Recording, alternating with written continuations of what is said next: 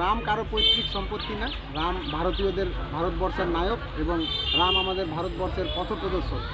আমরা সর্বধর্ম সমন্বয় করে আজকে যে বিজেপি যে রামকে নিয়ে রাজনীতি করতে গেছে, তাতে আজকে আমরা দেখতে পাচ্ছি হিন্দু মুসলিম সবাই রাস্তায় নেমেছে।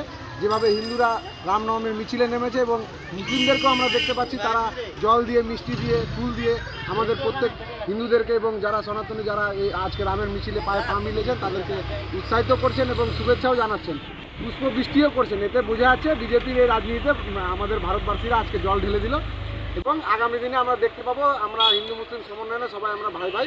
এবং আগামী দিনে বিজেপি যদি এগুলো নিয়ে রাজনীতি করতে সেই রাজনীতি তারা করতে পারবে না।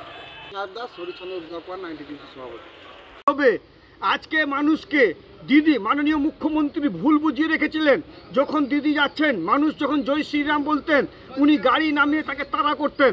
কিন্তু সাধারণ মানুষ বুঝতে পেরেছেন জয় শ্রীরাম, রাম হচ্ছে সবার ভগবান, সবার গুরু। এখন সবাই দিদির পাদে পা না দিয়ে সবাই এক জায়গায় চলে এসছে এবং সবাই জয় শ্রীরাম শুরু করে দিয়েছে। এতে কি আপনারা দেখেন সারা পশ্চিমবাংলায় তৃণমূলের নেতা, দাপটে নেতারা মিছিলে হাঁটছেন জয় শ্রীরাম করে। আজকে জয় শ্রীরাম ছাড়া কারো গতি নাই, ওরা বুঝতে পেরেছে। আজকে সাধারণ মানুষ বুঝতে পেরেছে এবং তৃণমূলের নেতারা বুঝতে পেরেছে যে আজকে যে এত ভিড় রাম ভক্তদের উপরে পুষ্পবৃষ্টি বিতরণ করা, এর আগে তো বিতরণ করেননি দিদি এবং তৃণমূলের কোনো নেতা এখন কেন করছেন? সবাইকে এক জায়গায় আসতে হবে, এটা রামচন্দ্র বলে গেছিলেন, সেই জিনিসটা এখন হচ্ছে। দিদি যে এগুলো করছে, যে টিএমসির কিছু নেতাদেরকে দাঁড় করিয়ে যে ভোট ব্যাংকটাকে রাজনীতি করে, বিজেপির ভোট ব্যাংকে কোনো ক্ষতি হবে না এবং ভোট ব্যাংকে বিজেপির ভালো লাভ হবে, এটা দিদি বলি 2026-এ এগুলো করে কোনো লাভ নাই। দিদি বিদায়, এরাই ছুড়ে ফেলবে, দিদিকে আর রাখবে না। কেন বুঝতে পেরেছে আজকে 26,000 লোকের চাকরি দিদির জন্য চলে গেছে। কিষণ কেডিয়া, আমি ভারতীয় জনতা পার্টি উত্তর মালদা সাংগঠনিক জেলা কমিটির সদস্য। মিছিলে হাঁটতে দেখা গেল, জয় শ্রীরাম স্লোগান ধ্বনিও দিতে দেখা গেল, কি বলবেন? ব্যাপারটা হচ্ছে কি, দেখেন ধর্ম যার যার, উৎসব সবার, এটা নিয়ে কোনো সমস্যা থাকে না। আর সিন্ধুপুরের সংস্কৃতি আগাগোড়ায় আছে, এখানে কোনো গণ্ডগোল নেই, আমরা সবাই মিলে করি।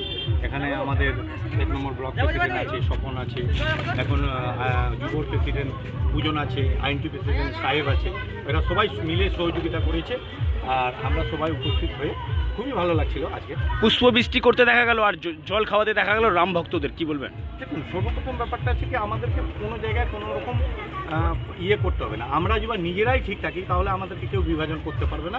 সর্বপ্রথম কথাটা হচ্ছে চন্দ্র তো কারো পৈতৃক সম্পত্তি না, সবাই মিলে এটাকে পালন করতে পারে, অসুবিধার কোনো কারণ নেই। রাম যদি ইচ্ছা করতো যে ভগবান রূপে এসে, সে তো রাবণকে কখনই করে দিত, কিন্তু সে মানুষের রূপে এখানে এসছেন, এই মাটিতে জন্মগ্রহণ করেছিলেন। এই কারণে কি মানুষ তিনি দেখিয়েছেন তিনি কীভাবে অগ্রসর হচ্ছেন, তিনি কীভাবে মানুষকে দিয়েছেন মানুষ রূপে। তিনি চাইলে তো ভগবান রূপে অনেক কিছু করতে পারতেন, শ্রীকৃষ্ণ করতে পারতেন, কিন্তু তারা কোনোদিন অস্ত্র ধরেনি। সে মানুষ রূপে কিন্তু গোটা দুনিয়াকে দেখিয়েছেন কি রাম যেভাবে চলেছিল, সে হিসাবে আমাদেরকে সবাইকে চলতে হবে। যেটা ভাবছে সেটা একদম সম্পূর্ণ হিসাবে ভুল। তাদের আইডিওলজি হচ্ছে যেখানে গণ্ডগোল করে ভোট সংগ্রহ করা, তাদের আইডিওলজিতে আমরা বিশ্বাস করি না। আমরা মমতা ব্যানার্জির সৈনিক, অভিষেক ব্যানার্জির সৈনিক, সেই আদর্শে বিলং করে সব ধর্ম সমাজ, আমরা সবাই মিলে সব কিছু পালন করতে পারি। এই ভারতবর্ষের সংস্কৃতি আর ভারতবর্ষের আমাদের সংবিধান এটাকে আমাদেরকে প্রভাবিত করছে। আমি হচ্ছি বুলবুল খান, আমি জেপি মেম্বার প্লাস হচ্ছি মালদা জেলা তৃণমূল কংগ্রেসের সাধারণ। আপনারা দেখছেন 24 ঘন্টা ইন্ডিয়া টিভি, সর্বদা সবার পাশে সবার মাঝে। আজ এ পর্যন্ত। সঙ্গে রাখুন 24 ঘন্টা ইন্ডিয়া টিভি, দেখতে থাকুন সব জেলার সব খবর সবার আগে 24 ঘন্টা ইন্ডিয়া টিভির পর্দায়। নমস্কার।